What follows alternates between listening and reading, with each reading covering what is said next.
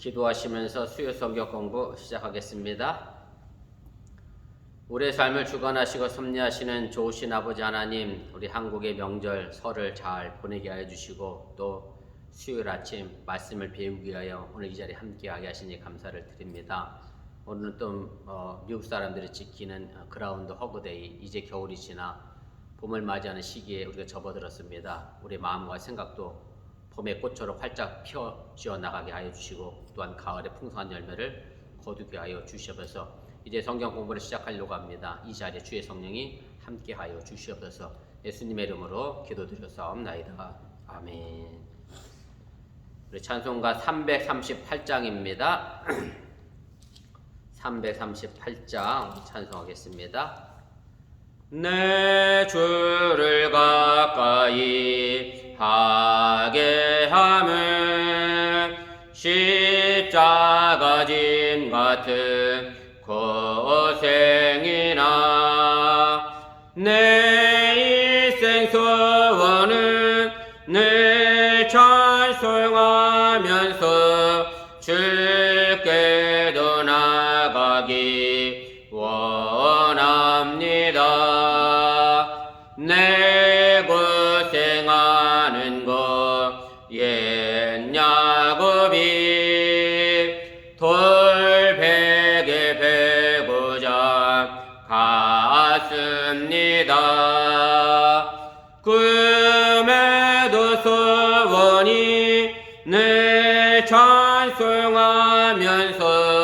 주께도 나가기 원합니다. 천성에 가는 길 험하여도 생명길 되나니 은혜로다. 천사를 부르니 늘 찬송하면서 주께도 나가기 원합니다. 야곱이 잠 깨어 일어나는 돌단을 쌓은 것 본받아서 숨질 때 되도록 늘 찬송하면서 주께도 나가기 원합니다.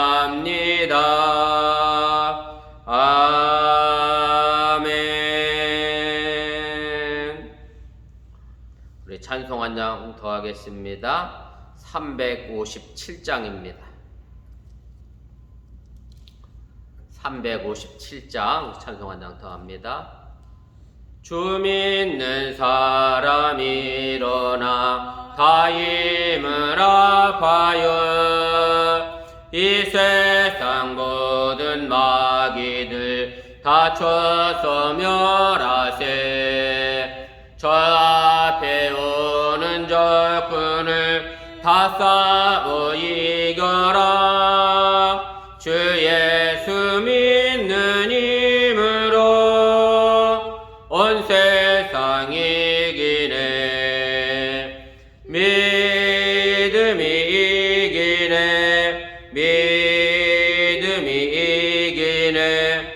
주 예수를 믿음이 온 세상 이기네. 온 인류 마귀 계율로 큰 죄에 빠지니 진리로 띠를 띠고서 늘 기도드리세. 참 믿고 의지하면서 겁없이 나갈 때 주 예수 믿는 힘으로 온 세상 이기네. 믿음이 이기네. 믿음이 이기네. 주 예수를 믿음이 온 세상 이기네. 끝까지 이긴 자에게 흰 옷을 입히고 또 영생복을 주시니 참 기쁜 일일세. 이 어두운 세상 지나서 저 천성 가도록 주 예수 믿는 힘으로 온 세상 이기네. 믿음이 이기네. 믿음이 이기네. 주 예수를 믿음이 온 세상 이기네. 아멘. 하나님 말씀 로마서 2장입니다. 25절 말씀부터 29절까지입니다. 우리 한 절씩 교독하시고 29절은 함께 읽도록 하겠습니다. 내가 율법을 행하면 할례가 유익하나 만일 율법을 범하면 내 할례는 무할례가 되느니라. 그런즉 무할례자가 율법의 규례를 지키면 그 무할례를 할례와 같이 여길 것이 아니냐. 또한 본래 무할례자가 율법을 온전히 지키면 율법 조문과 할례를 가지고 율법을 범하는 너를 정죄하지 아니하겠느냐. 무릇 표면적 유대인이 아니요 표면적 육신의 할례가 아니니라. 오직 이면적 유대인이 유대인이며 할례는 마음에 할지니 영에 있고 율법 조문에 있지 아니한 것이라. 그 칭찬이 사람에게서가 아니요 다만 하나님에게서니라. 아멘. 예, 오늘은 로마서 7번째 시간입니다. 진정한 할례에 관련된 말씀의 내용이고요. 오늘 이 7번째 얘기는 지난주와 연결돼서 우리가 이해하셔야 우리가 이 부분을 더 명확하게 이해할 수가 있습니다. 우리가 지난 시간에 이제 유대인들이 죄에 관련된 이야기를 하면서 유대인들이 사실은 자신들이 하나님으로부터 선택받은 민족이라고 하는 어떤 명예와 긍지와 자부심을 갖고 있었는데 사실은 그렇지 못하였다. 너희들의 실상이 그렇지 못했음을 이제 분명하게 이야기를 했고요. 그러면서 그 어찌 보면 이제 실제적인 예라고 할 수 있는 것을 바로 할례도 너희들이 그렇게 유대인으로서의 어떤 표식으로 자랑하지만 그 할례가 결코 너희들에게 있어서 이제 구원의 표징이 될 수 없다라고 하는 것을 오늘 사도 바울이 이야기하면서 육신에 받는, 쉽게 말하면 겉으로 드러난 그런 표면적 할례가 중요한 게 아니라 성령으로 우리 마음에 받는 할례가 이제 중요한 것임을 사도 바울이 이제 역설하게 됩니다. 그래서 우리 본문 개요를 보도록 하겠습니다. 본문 개요 보시면 우리가 전 시간에 이제 사도 바울은 유대인들이 가지고 있었던 그런 민족적 우월감이나 이제 자랑을 논박을 하면서 그들이 얼마나 율법을 많이 위반했는가에 관한 이야기를 이제 지적했고요. 그리고 나서 이제 정말로 유대인들이 목숨같이 지켰던 그 할례에 관하여서도 그 구원의 근거마저도 이제 허구임을 이제 사도 바울은 이제 언급을 하게 됩니다.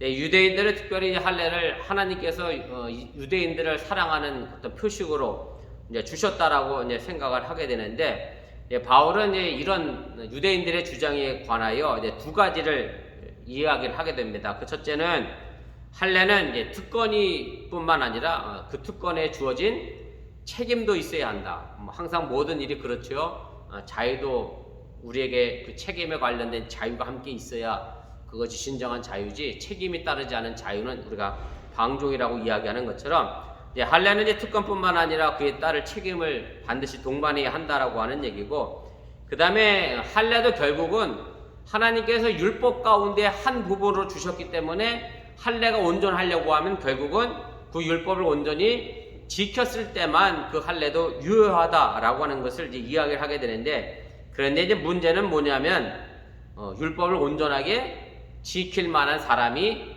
없다. 그렇기 때문에 그 할례 또한 온전하게 너희들에게 구원의 표식으로서의 역할을 할 수 없다라고 하는 것을 사도 바울이 이야기를 하게 됩니다. 그래서 제가 각주 1번을 하단에 달아드렸는데 로마서 3장 20절이죠. 로마서의 전체적인 주제이기도 합니다만은, 그러므로 율법의 행위로 그의 앞에 의롭다 하심을 얻을 육체가 없나니 율법으로는 죄를 깨달음이니라. 그래서 사실은 율법의 하나님께서 주신 목적이 뭐냐면 그 율법을 통해서 너희가 죄인임을 깨닫게 하는 거고, 그 다음에 그럼 우리가 주인인 줄 알았다고 하면 우리가 어떻게 구원을 얻어야 될 것이냐. 그래서 우리에게 예수 그리스도가 필요함을, 구원이 필요함을 율법은 깨닫게 해주는 정도의 역할을 하지, 그것을 통해서 우리들의 육체를 온전하게 만들지는 못한다라는 것을 이야기하게 됩니다. 3번입니다. 그래서 바울은 결국 이제 순정이 없는 할례, 율법을 온전히 지키지 못하는 할례는 무효임을 이제 선언하는 것이고요. 그래서 하나님 앞에서 율법의 문자에 따라 할례를 받는 게 중요한 게 아니라 하나님은 성령으로 우리 마음에 받는 할례가 중요함을 이야기하는 것이고, 사도 바울이 특별히 이렇게 이야기할 수밖에 없었던 이유 중에 하나가 뭐냐면 2페이지 제일 꼭대기로 올라가도록 하겠습니다. 육체 일부를 베는 이 할례 의식은 유대인들에게만 국한된 의식이 아니었기 때문에 그렇고요. 그래서 표면적 할례가 중요한 게 아니라 그 의식을 통해서 생기는 마음속의 결단과 삶의 변화가 중요한 것임을 사도 바울이 다시 한번 이야기를 하게 됩니다.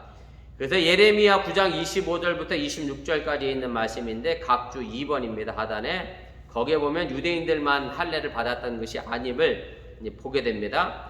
여호와의 말씀이니라, 보라 날이 이르면 할례 받은 자와 할례 받지 못한 자들 내가 다 벌하리니 곧 애굽과 유대와 에돔과 암몬 자손과 모압과 및 광야에 살면서 살적을 깎은 자들에게라. 모든 민족은 할례를 받지 못하였고 이스라엘은 마음의 할례를 받지 못하였느니라 하셨느니라. 그래서 하나님께서 얘기했던, 물론 창세기에 아브라함에게 주셨던 그 할례 의식이 겉으로 표면적으로 중요한 게 아니라 오늘 여기 있는 것처럼 마음에 할례를 하나님께서 허락하시기 위한 겉으로 드러난 표면적인 것이 표면적이 우선이 아니라는 것을 다시 한번 이제 사도 바울이 이야기를 하게 됩니다. 그 다음에 여기서 이제 마지막 부분에 가면 이제 사도 바울이 29절에 보면 이렇게 얘기해요. 대저 표면적 유대인이 아니다. 그래서 유대인들의 어떤 정체성까지 이제 사도 바울이 이야기를 하게 되는데, 쉽게 말씀드리면 참다운 유대인이라고 하는 것은 그저 조상이 유대인이어서 너희가 유대인이 되는 게 아니다 라고 하는 거지요. 유대인답게 사는 어떤 내적인 자질을 가지고 있어야 우리가 하나님이 인정하는 유대인이 될 수 있다라고 하는 얘기고, 우리가 흔히 얘기하면 요즘 유대인들은 자신들의 믿음의 조상을 또 육체적 조상을 아브라함이라고 얘기합니다만은, 우리 신앙인들이 믿음의 조상을 아브라함이라고 얘기하는 거 나랑 아브라함하고 무슨 혈연 관계가 있겠어요? 아무 관계가 없는데, 다만 우리가 그리스도인으로서 하나님 앞에서 바르게 살려고 하는 삶의 결단으로, 쉽게 말하면 우리는 표면적 유대인이 아니라 이면적 유대인으로서 하나님의 선택받은 사람으로서의 삶을 우리가 살아가기 때문에 아브라함이 우리에게 믿음의 조상이 되는 거지, 우리가 혈연적으로 육체적으로 아브라함과 아무런 연관이 없다라고 하는 것 다시 한번 기억하면서, 그리스도인이라고 하는, 쉽게 말하면 모태신앙은 엄마 뱃속에서부터 교회를 다녔다라고 얘기하지만 또 우스갯소리로 그렇죠? 나는 못합니다. 못하는 신앙, 모태신앙 이렇게 얘기하는데, 단순하게 엄마가 교회 다녀서 내가 신앙인이 된 게 중요한 게 아니라 내 마음속에 하나님을 향한 믿음, 또 예수 그리스도를 향한 믿음, 그리스도인다운 그런 삶의 모습들을 우리가 가져나가는 게 더 중요하다라고 하는 얘기입니다. 그래서 4번 중반부부터 제가 읽어보겠습니다. 유대인이 여러 민족 중에 평범한 한 민족이 아니라 하나님의 구원사를 구원한 영예로운 이름이라면 생득적으로 타고난 조건만으로는 우리가 무의미하고요.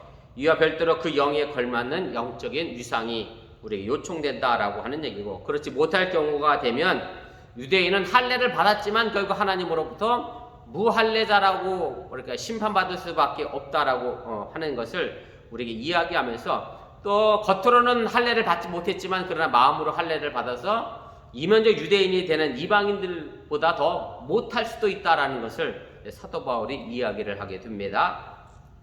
우리 본문 주석 차례대로 살펴가며 오늘 말씀의 내용을 다시 자세하게 좀 정리를 해보겠습니다. 바울은 유대인들에게 어떤 경우에는 할례가 유효하나 어떤 경우에는 무효라고 선언하고 있습니까? 오늘 25절에 있는 말씀인데요. 내가 율법을 행하면 할례가 유익하나 만일 율법을 범하면 네 할례는 무할례가 되느니라.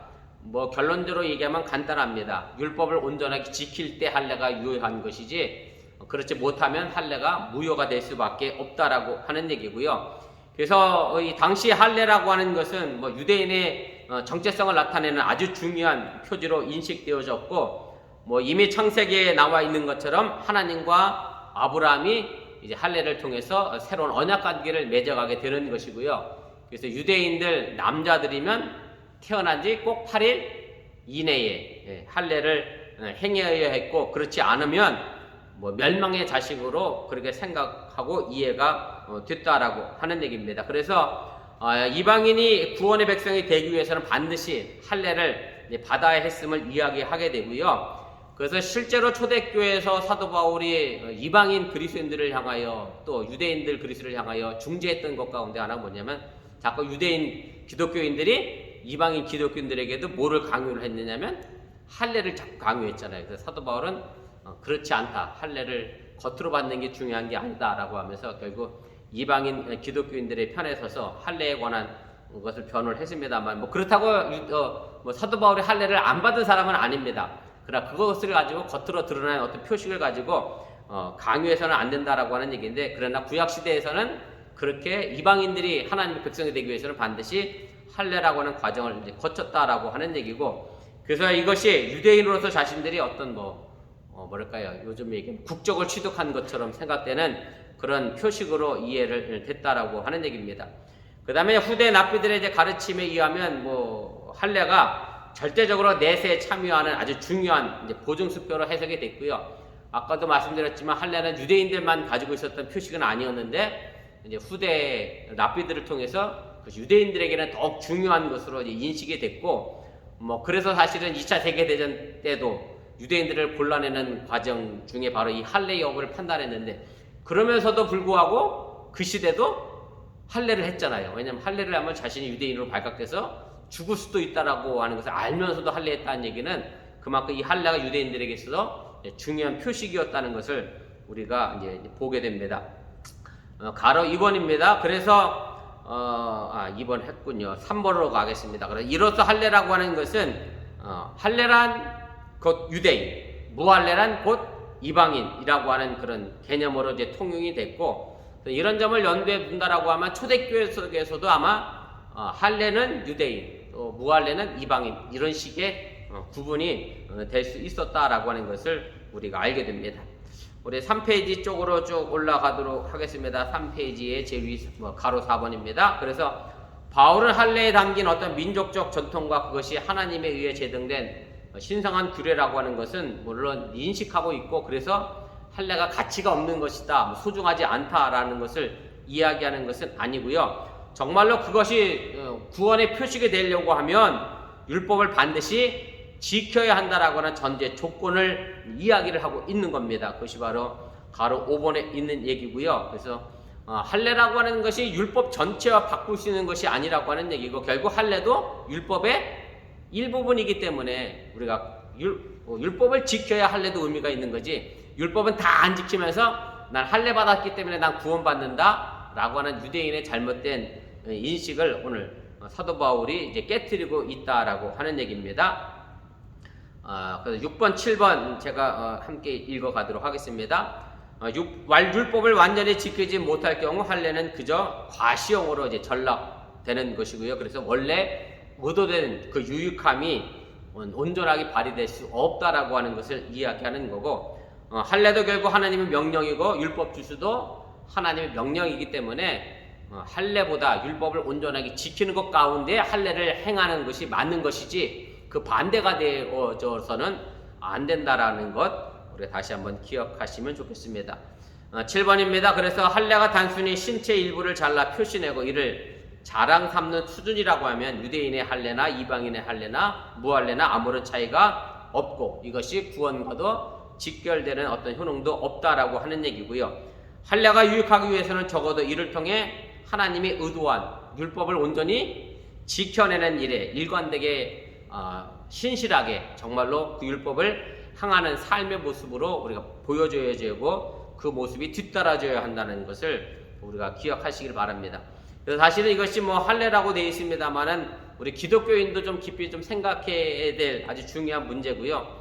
단순히 뭐 요즘 식으로 얘기하면 뭐 십자가를 집에 걸어놨다고, 아니면 차를 십자가에 걸어놨다고 해서 그것이 구원의 표식이 아니라 차 십자가에 걸어놓고 신호위반 막 하면서 누구를 향하여 막 이렇게 욕하면 그 앞에 걸려있는 십자가가 무슨 의미가 있겠느냐, 뭐 극단적인 예를 든다고 하면 그런 의미고요. 그래서 우리가 기독교인이라고 하면, 내가 예수 그리스도 안에 있다라고 하면 그 행함에 해서 신실함도 반드시 우리에게 뒤따라져야 함을 꼭 기억하시기를 바랍니다. 2번입니다. 반대로 바울은 어떤 경우에는 그런 무할례자가 할례 받은 자와 같이 여겨진다라고 주장합니까? 반대의 이야기죠. 오늘 26절입니다.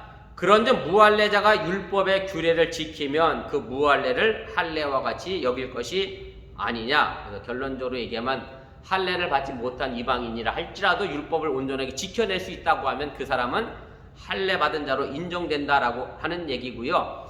그래서 그 무할례를 할례와 같이 여길 것이 아니냐라고 하는 이 번역을 뭐 좀 더 명확한 의미로 우리가 해석해 보려고 하면 이렇게 하면 됩니다. 그 무할례가 할례와 진배 없는 것처럼 여겨질 것이 아니냐라고 번역해야 바람직한 번역이고요. 그래서 요컨대 언약 변성이 되는 것은 할례 유무보다 결과적으로 하나님께서 최종적으로 승인하는 것에 달려 있다라는 것을 이야기를 하게 됩니다. 사실 이 할례와 더불어서 율법 전체를 지켜야 한다라고 하는 그 의로운 삶의 규정, 의로운 행동에 관한 규정은 이미 신명기서에도 뭐 나와 있는 그런 얘기입니다. 신명기 30장 16절 말씀인데 그 아래 하단에 있습니다. 한번 보시면 좋겠습니다. 곧 내가 오늘 내게 명령하여 네 하나님 여호와를 사랑하고 그 모든 길로 행하며 그의 명령과 규례와 법들을 지키는 것이라. 그리하면 내가 생존하며 번성할 것이요 또 네 하나님 여호와께서 내가 가서 차지할 땅에서 내게 복을 주실 것임이니라. 그래서 이 의로운 행동, 하나님의 율법대로 행한다라고 하는 그 얘기는 이미 율법 전체를 의미하는 것을 얘기하는 거고요. 그래서 오늘 여기 율법 규례를 지킨다라고 하는 것은 율법을 실천한다라고 하는 의미, 뭐 조금 더 확대해서 얘기하면 율법을 완성시킨다라고 하는 얘기. 예수님께서 나는 율법을 없애려고 온 것이 아니라 율법을 완성시키러 왔다라고 말씀하셨던 이유가 사실 그것도 있죠. 겉으로 드러난 율법의 행위가 중요한 게 아니라 마음도 같이 해서 그 율법을 겉으로 행하게 해야 한다라고 하는 그런 의미로서의 율법의 완성임을 우리가 기억하시면서 여러분들 그 의미를 다시 한번 되새겨 보시기를 바랍니다. 가로 4번입니다. 그래서 바울은 유대인들이 율법을 범함으로 해서 이제 그들의 할례가 무효가 되었던 것처럼 반대로 이제 무할례자도 율법을 행함으로 해서 할례 받은 자로서의 유대인들과 동등하게 하나님 앞에 심판을 받고 어찌 보면 대접을 받게 될 것이라고 하는 얘기고요. 이런 주장은 결국 하나님 앞에서는 마음에 새겨진 할례만이 진정한 할례이고 유효하다라고 하는 입장에 이제 근거하고 있음을 여러분들이 기억하시기를 바랍니다. 우리 4페이지로 가겠습니다. 그래서 바울은 이방인들과 유대인들의 바뀌어진 모습을 구체적으로 어떻게 이제 지적하고 있습니까? 이제 반대가 돼버렸죠. 27절 얘기입니다. 또한 본래 무할례자가 율법을 온전히 지키면 율법 조문과 할례를 가지고 율법을 범하는 너희를 정죄하지 아니하겠느냐라는 얘기인데, 뭐 쉽게 말씀드리면 유대인들과 이방인이 반대가 됐다라고 하는 얘기죠. 율법을 지켰던 이방인들이 할례를 받은 율법을 지키지 않은 유대인들을 정죄하고 심판할 수 있다라고 하는 것을 사도 바울이 이야기하고 있는 거고요. 그래서 본래 무할례자라고 하는 말의 의미는 이제 태생적으로 이제 이방인을 의미하는 거고, 여기는 조문과 할례를 가지고 율법을 범하는 사람은 당연히 유대인을 의미하는 거고요. 그래서 무할례자가 그의 양심을 따라 율법을 제대로 지키면 율법과 조문을 가지고 할례를 받은 유대인들을 얼마든지 심판할 수도 있다라고 하는 것을 이야기하는 거고, 결국 이런 뭐 지상의 모든 가치가 종말론적으로 바뀌어진 그런 상황의 모습들이 초대교회 서신들 속에 여러 번 나타나고 있음 또한 우리가 기억하시기를 바라고요. 그래서 우리가 이런 부분에 대해서도 우리 신앙인들이 또 한번 또 깊이 좀 생각해 볼 필요가 있음도 여러분들이 잊지 마시기를 바랍니다. 4번입니다. 표면적과 이면적의 대조는 무슨 의미가 있습니까? 우리 마지막 28절, 29절인데 제가 함께 읽고 정리하겠습니다.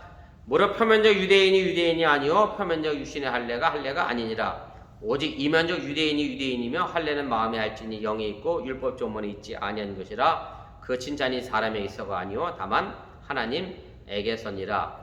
그래서 이제 사도 바울이 이 표면적 유대인과 이면적 유대인에 관하여 이야기를 하게 되는데, 그래서 하나님은 결과적으로 보면 외양에 따라 사람을 외모로 취하지 아니하신다라고 이미 로마서 2장 11절에 말씀했던 것처럼 하나님은 외양에 따라 호의를 베푸시지 않는 것이기 때문에, 그래서 육체의 일부를 조금 잘라냈다고 해서 그것이 하나님 앞에서 크게 자랑거리가 될 수 없다라고 하는 얘기고, 그것이 또한 유대인의 전유물일 수도 없다라고 하는 것을 이야기를 하게 됩니다. 이미 타민족들도 이제 그런 육신의 할례가 이미 있었다라는 것을 제가 말씀을 드렸고요. 그렇기 때문에 유대인의 전유물이 아니라고 하는 얘기고, 그래서 표면적이라고 하는 것은 말 그대로 겉으로 드러난 모습 이야기를 하는 거고요. 쉽게 말하면 우리들 눈에 보이는 전부, 쉽게 말하면 어디 숨길 것 없이 완전히 적나라하게 까발려진 상태를 표면적인 것으로 여러분들이 생각하시면 좋겠고요. 사실은 거기에는 어떤 심오한 여지가 없죠. 은근함도 없고, 이미 쉽게 여자들 표현으로 죄송합니다만 쌩얼을 얘기하는 거예요. 화장 안 한 쌩얼을 가지고 그대로 드러난 그런 것을 표면적이라고 하는 말로 설명하고 있는 거고요. 그 다음에 이면적이라고 하는 것은 이제 은밀하고 심오한 것을 얘기하는 거고, 우리들 마음속을 의미하는 것인데, 이제 문제는 표면적이나 이면적이 단순히 이원론적으로 생각하는 것은 아니라고 하는 얘기입니다. 그러니까 쉽게 말하면 표면적이 아니면 쉽게 말하면 까만색 아니면 하얀색, 이렇게 둘로 완전하게 양분되는 것을 의미하는 것이 아니고, 거기에는 더 깊은 의미가 우리에게 숨겨져 있다라고 하는 얘기고, 그래서 사실은 사도 바울이 말하고 싶은 그 이면적 유대인이 중요한 것은 뭐냐면, 사실 그렇잖아요. 내가 이면적으로는 유대인이야. 쉽게 말하면 교회는 안 다녀도 그런 분들 가끔 계셔. 난 교회는 안 다녀도 뭐 하는 사람이야? 나 예수 믿는 사람이야. 난 그리스도냐. 이런 사람들이 있거든요. 근데 그거를 우리가 무슨 수로 판단하겠냐 말이에요. 알 수가 없잖아요. 그러나 그 이면적이란 말의 의미가, 그래서 사도 바울은 사실 정확히 이면적 그리스도인이라고 하면 겉으로도 뭐가 나타나야 되죠? 그리스도인답게 어떤 삶의 모습들이 보여져야 한다는 것을 의미하는 것이기 때문에, 단순하게 그냥 표면적 이면적을 하얀색 까만색으로 양분해 놓은 것은 아니라고 하는 것을 여러분들이 기억하시기를 바랍니다. 그다음에 이제 4번 그 중반부부터 제가 한번 읽어볼게요. 하단에 가로 4번 중반부에 이렇게 되어 있습니다. 바울은 내면적으로 감춰진 것만을 말하는 것이 아니라 결국 종말에 가서 드러나게 될 신비 속의 인간 실존 전체를 말하고 있는 것이고요. 왜냐하면 하나님은 우리 속마음을 다 꿰뚫어 보시는 분이기 때문에, 사실은 우리 사람들은 그것을 꿰뚫어 볼 수 없지만 하나님은 우리의 삶의 모습들을 다 꿰뚫어 보실 수 있기 때문에, 그래서 단순하게 그냥 이면적이라고 해서 속마음만을 의미하는 것은 아니라고 하는 것을 기억하시기를 바랍니다. 그래서 제가 그 각주 9번에 마태복음 이야기를 기록했습니다만은 6장 4절 6절 두 구절 말씀 제가 읽어보겠습니다. 내 구제함을 은밀하게 하라. 은밀한 중에 보시는 너희 아버지께서 갚으시리라. 너는 기도할 때에 내 골방에 들어가 문을 닫고 은밀한 중에 계신 네 아버지께 이제 기도하라, 이런 얘기인데, 이제 사실은 그렇잖아요. 은밀하게 남모르게 구제를 했는데 사실은 그건 사람들은 몰라. 그러나 하나님은 아신다라고 한 얘기고, 또 마찬가지로 기도도 마찬가지입니다. 골방에 홀로 기도했지만 기도한 그 모습을 하나님이 아신다라고 한 얘기고, 그런데 사람들이 보기에 저 사람은 구제도 안 하는 사람처럼 보이고 저 사람은 기도도 안 하는 사람처럼 보이지만, 그러나 이면적으로는 그 사람은 정말로 하나님 앞에 인정받는 사람이 될 수 있다라는 것 우리가 기억하시기를 바랍니다. 우리가 마지막 페이지 5페이지입니다. 제 꼭대기로 가겠습니다. 그래서 요컨대 하나님 앞에서는 숨은 것이 장차 드러나지 않을 것이 없고 감추은 것이 장차 알려지고 나타나지 않을 것이 없다라고 한 얘기고, 다 드러나게 된다라고 한 얘기고, 그저 사람의 눈을 피해서 나는 이면적 예수 믿는 사람입니다, 그런 의미가 더 이상 의미 없는 날이 된다라고 하는 것이기 때문에, 우리가 정말로 신실하게 하나님 앞에 바로 서야 하는 모습들을 우리가 간직해야 함을 잊지 마시기를 바랍니다. 그 다음에 6번입니다. 이제 그 뒤에 덧붙여지는 말이 하나 있습니다. 그 칭찬이 사람에서가 아니요 다만 하나님에게서라 라고 하는 말이 이제 덧붙여졌는데, 결국 유대인됨과 할례 판별이 전적으로 하나님께 달려 있다라고 하는 얘기고, 그 판별의 내용은 칭찬이라고 하는 얘기고요. 그래서 하나님으로부터 오는 칭찬이 진짜 칭찬이고, 당시 그러니까 유대인들끼리 모여서 우리는 할례 받은 사람들이야, 우리는 그래서 저 사람들하고 달라, 서로 주고받는 칭찬은 아무 의미 없다라는 것을 얘기하는 거고, 결과적으로 누가 칭찬해야 돼요? 하나님이 칭찬해야 한다는 것을 이해하게 하고 있음을 여러분들이 기억하시길 바랍니다. 7번입니다. 어쨌든 바울이 보기에 태생적으로 주어진 할례와 유대인됨의 영예는 엄밀한 의미에서 칭찬의 기준이 될 수 없다라고 하는 얘기고, 그것은 사람들끼리, 특히 유대인들끼리 공감하는 자랑이요 칭찬일 뿐이라고 하는 얘기고요. 그래서 정말로 그 칭찬이 진정한 의미의 칭찬이 되기 위해서는 하나님께 인정받을 필요가 있다라고 하는 것을 여러분들이 기억하시기를 바랍니다. 그래서 제가 가끔 드리는 말씀이지만, 하나님 신앙을 인정받으려고 하면 제가 세 사람한테 인정받으면 그 사람의 신앙은 진짜다라고 이야기를 하는데, 제가 보통 이렇게 얘기합니다. 하나는 나 스스로 인정해야 되고, 또 하나는 마귀도 인정해야 되고, 더 나가면 하나님이 인정해야 되고. 저건 앞만 꼬셔봐야 넘어가지 않더라. 그 마귀가 저 진짜 예수쟁이야, 이렇게 인정. 마지막에는 하나님이 우리를 인정해주면 그것이 가장 중요한 신앙인의 모습이라고 하는 것. 그래서 우리들끼리 서로 자랑하는 그런 우스갯놀이, 세상의 것들을 가지고 자랑하는 그런 삶의 모습이 아니라 하나님 앞에서 칭찬받는 그런 신앙의 삶을 저와 여러분들이 함께 행할 수 있기를 주님의 이름으로 간절히 또 부탁을 드립니다. 우리 잠깐 합심해서 기도하도록 하겠습니다. 오늘 진정한 할례라는 말씀을 드렸습니다만, 사도 바울이 유대인들을 향하여 그 할례의 의미가 너희들에게 구원의 표식이 될 수 없다라고 하는 것을 분명하게 이야기를 했고요. 그래서 우리가 또 신앙생활 하면서 이 부분을 유대인이라는 말 말고 기독교인이라고 바꾸면 정말 우리에게 큰 도전이 되는 말씀이 듭니다. 그래서 진정한 기독교인이란 과연 누구냐라고 하는 부분을 다시 한번 좀 생각해 보시길 바라고, 겉으로 드러난 행동의 모습으로 기독교인의 모습이 아니라 내면 속으로부터 기독교인에 대해서 겉으로 드러난 행동으로 나타날 때 그것이 진짜 기독교인임을 다시 한번 기억하시면서 내 내면을 살피신 그 하나님께 칭찬받는 신앙의 삶, 그리고 외면적으로 나 자신과 다른 사람들에게, 더 나아가 마귀에게도 인정받는 그런 신앙생활을 우리 어번교회 성도들이 해나갈 수 있도록, 또 내 자신이 해나갈 수 있도록 그렇게 또 결단하고 결심하는 그런 시간이 되시기를 바랍니다.